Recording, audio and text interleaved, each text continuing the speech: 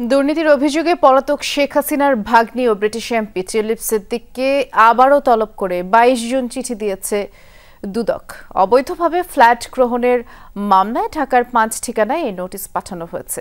এদিকে সাবেক অর্থমন্ত্রী সাইফুর রহমানের ছেলে নাসির রহমানের বিরুদ্ধে অনুসন্ধান শুরু করেছে দুদক। শ্রীলঙ্কা আবারও রপ্তানিতে শীর্ষে। রাজধানীর গুলশান ২-এর ১১ নম্বর সড়কের অবৈধভাবে ইস্টার্ন হাউজিং থেকে ফ্ল্যাট গ্রহণের মামলায় গেল মে মাসে সাবেক ব্রিটিশ এমপি টিউলিপ সিদ্দিকীকে তলব করে চিঠি দেয় দুদক। তবে সংস্থাটির দাবি, তিনি চিঠি পাচ্ছে না বলে বিভিন্ন মাধ্যমে অভিযোগ করছেন। এমন প্রেক্ষাপটে টিউলিপের রাজধানীর ৫টি ঠিকানায় ২২ জুন তলব করে চিঠি পাঠিয়েছে দুদক। সংশ্লিষ্ট থানা, রেজিস্ট্রি ডাকযোগে এবং সরাসরি দুদক কর্মকর্তারা এসব ঠিকানায় চিঠি প্রকাশ্য স্থানে রাখবে। দুর্নীতি দমন কমিশন থেকে মামলা রুজু করা হয়েছিল।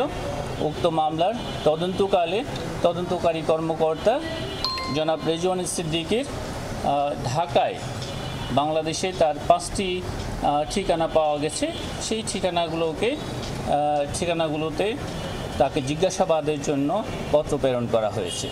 এদিকে বিএনপির সাবেক অর্থমন্ত্রী সাইফুর রহমানের ছেলে নাসির রহমানের বিরুদ্ধে অবৈধ সম্পদ অর্জনের অভিযোগে অনুসন্ধান শুরু করেছে সংস্থাটি। আমাদের যে স্কোরিং আছে ১০০ মার্কে যে স্কোরিং করা হয়, সেই যে কোনো অভিযোগ যদি ৮০ বা তদূর্ধ্ব মার্কস পেয়ে থাকে তাহলে সেটা অনুসন্ধানের জন্য বিবেচিত হয়ে থাকে এবং যাচাই বাছাই কমিটির সুপারিশক্রমে কমিশনের অনুমোদনের প্রেক্ষিতে অনুসন্ধানের কাজ শুরু করা হয়ে থাকে।